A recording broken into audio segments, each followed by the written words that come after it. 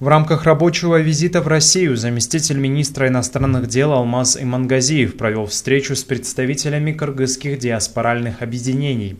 В ходе встречи Имангазиев вкратце информировал соотечественников об общественно-политических и социально-экономических достижениях республики, проводимых в стране реформах, направленных на обеспечение стабильности и устойчивого экономического роста республики.